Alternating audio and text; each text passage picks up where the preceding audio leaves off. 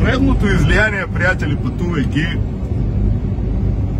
и гледам пак така, хвалите това, нали, за мен става въпрос, хвалиш това, хвалиш онова. Значи това, че съм си направил реалити и показвам действителността от тази страна на планетата, под различни ъгли, различни неща, нали, доколкото мога, разбира се, защото сега някои искат аз да им снимам стадиони, фитнес зали, не знам какви други работи. Сега просто моето ежедневие е такова, че аз не мога да ходя всеки ден по фитнес зали и да снимам нацепени батки или там каки или там каквито са там. Просто снимам останалата част от Америка, магазини, пътища, ресторанти и така нататък, нали. Фитнес зали по-рядко хода или даже въобще не хода, защото просто не съм фитнес маняк. В смисъл, правя това, което мога. На който му харесва, жив е здрав. На който не му харесва, пак съм ви казал, има един бутон блок отгоре и няма да ме вижда. Ама то проблема не е в това, че аз слагам там някакво съдържание на моите страници, профили, там YouTube, Rumble, TikTok канали. Проблема е, че мен ме гледат, а вас не. Това ви е проблема. Аз много добре го разбирам това нещо. И това искам да ви кажа също така, тия лето викат, добре, ти така леко неглиже, да ви кажа неглиже, защото сега някакви фенки ми пишат тук на лично, викат, искаме да те видим малко по-неглиже, по-секси било така, разбирате ли? И аз сега да угода на фенките, викам, айде ще направя една жертва, няма да се бръсна така по 2-3 дена, да видим дали ще им допадне, да видим какво ще напишат, мен това ми е интересно, разбираш. То от тази гледна точка, така леко съм неглиже, нали, разбирате? Обаче всичко е точно и продължаваме с нашите излияния.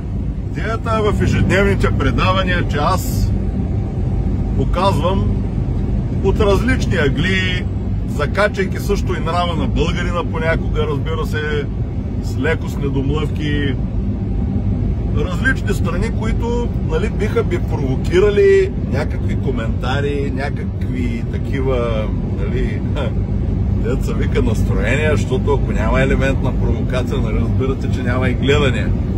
Сега тук другата тема, която е за итата, за и кратко, много им боде в очите, никой не вниква в това, което искам да предам като послание с най-различни видеа. Всеки се е хванал за някакви си глупости. Хора, аз съм мултайтаск, т.е. мултифункционален. Правя повече от едно нещо винаги едновременно. Нямам специално време за да въртя само шоуто, без да правя абсолютно нищо друго. Защото при мен се случват много неща. Така че, когато си мултитаск, т.е. мултифункционален, 3 неща обикновено върват успоредно винаги, съвършат. Това предполага и дадени грешки. И все пак, на тия, които толкова ги боли за това и кратко, пак им казвам, че им се извинявам. Толкова мога като мултифункционално същество, толкова. Но съм убеден в едно. Вие там, които правите тези коментари, повече от едно действие, някаква работа, нещо, не можете да вършите повече от едно нещо. Винаги второто нещо абсолютно няма да може да го направите. Дори и толкова, колкото аз го правя. Така че погледните са в огледалото, вижте са там и бъдете здрави. Продължаваме. Първо се продължаваме с коментари от коментарите. Относно Америка, какво ми я фалиш, кравария, не знам какво. Казвал съм ви, българина, щом има обидни думи, обидна дума за умен и красив, значи какво да говорим повече? Казвал съм ви многократно, че българина е професионален подигравач. И стабилно стоя на този пиедестал, че това е точно така. И кажа, независимо колко Америка е мразена заради това, че се меси в работите на суверенни държави, това, разбира се, веднага отварям скоби и го подчертавам дебело с едри големи дебели букви, е държавна политика на тези, които са завзели властта с измама, така да се каже. Всички ние бяхме свидетели, че те точно това направиха 20-та година. Те ни го показаха много ясно. Това, че Америка се меси в работите на национални държави, на суверенни държави, не е нашата воля, на народа, we the people. Това е тяхна приумица, защото те искат да разпалват войни, те искат да захранват техните военни комплекси, които да произвеждат инструменти за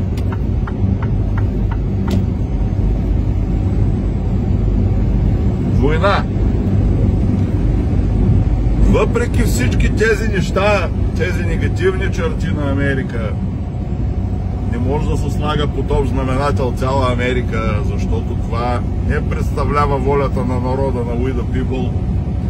И който се е изправил срещу волята на народа си, която и да е държава, може бати Васко да не е много добър в историята, но мога да кажа само това като твърдение. Това е твърдение, подчертавам думата твърдение.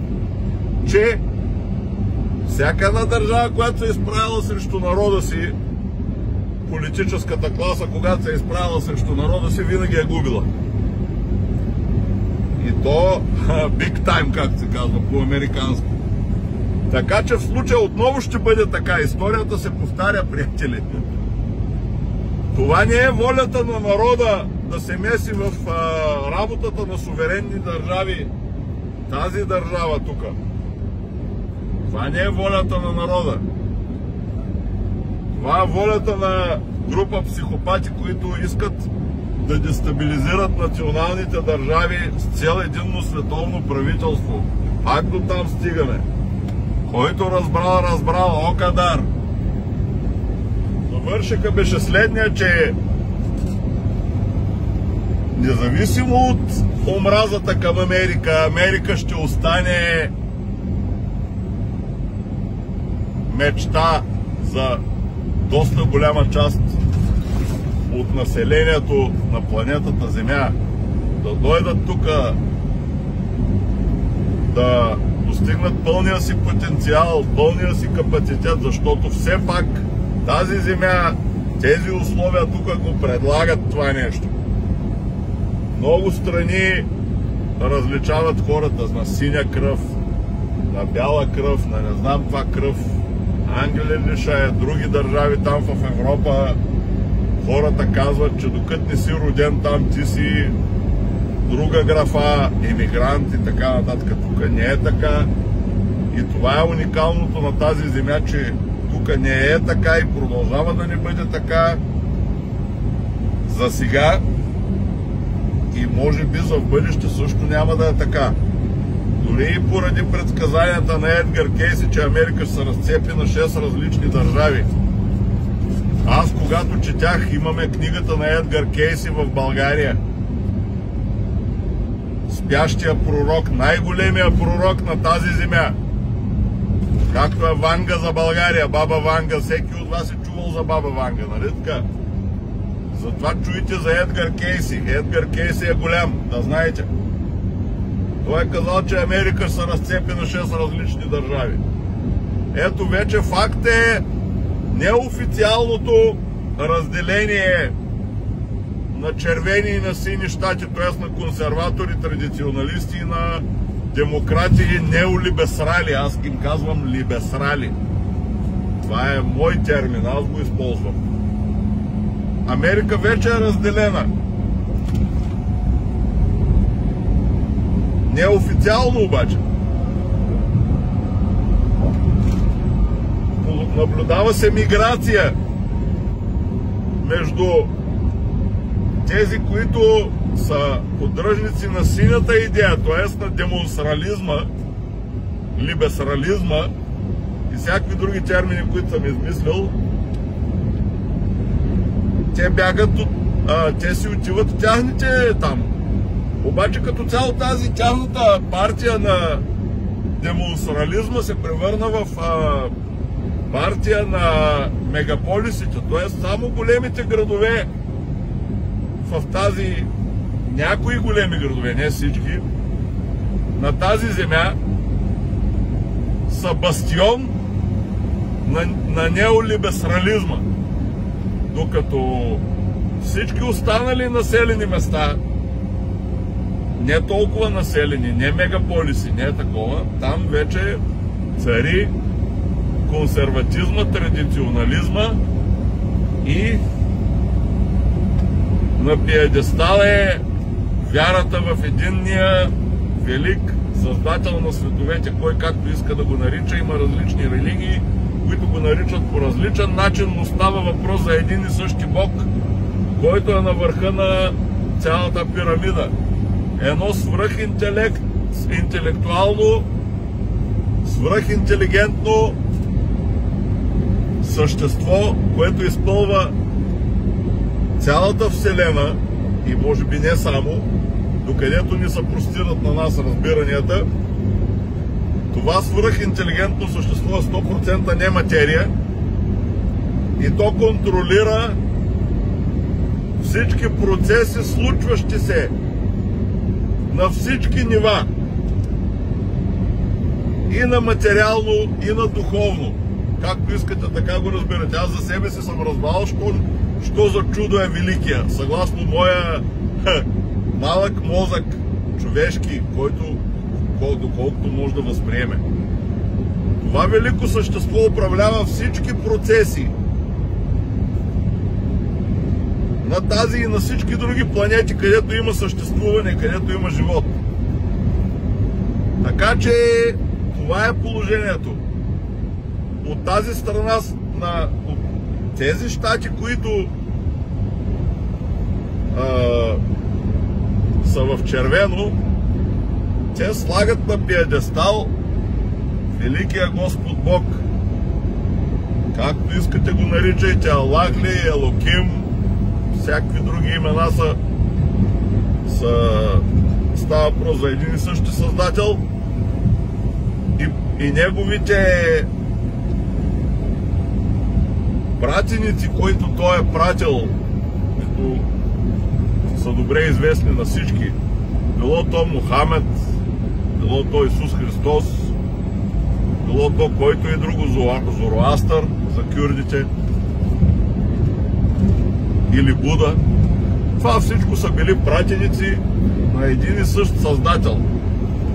Великия, който изпълва всички земи, всички пространства, той е навсякъде и във всичко. Това представлява моя Бог, най-великия. Клонихме темата на там. Да така, приятели, Америка е разделена на тези два лагера, вече е разделена. Въпрос на време е това да стане официално. Кога ще стане, не ми е дадено да знам, но това ще стане. 6 различни държави, от които най-великата ще бъде Тексас. Това го е казал Едгар Кейси. Който не вярва, че Едгар Кейси го е казал, да отиде да намери всичко за този пророк, защото той е бил, смея да твърде, и по-голям от Баба Ванга. Просто по различен начин е достигал до информацията. Това е, което имам да ви предам. Обичам ви всички и продължаваме с нашите предавания за Далавера Нюс и Чалга Парти Интернешнъл. Днеска истината да бъде на най-високо ниво, защото мен Бог за това ме обича, защото съм избрал да ходя по него и да бъда разпространител на истината. А за тия път, дето говорят, че аз съм бил нещо, съм си противоречал и така нататък, Мога само да кажа, че при тях липсва способността те да сглобяват пъзел и да разбират кое в каква връзка го казвам, защото аз имам много ясно изградено мнение, категорично, подчертавам думата категорично, за всеки един топик, по който говоря. Ако нямам изградено мнение, аз никога няма да спомена този топик. Бъдете сигурни. Окадар! Финал!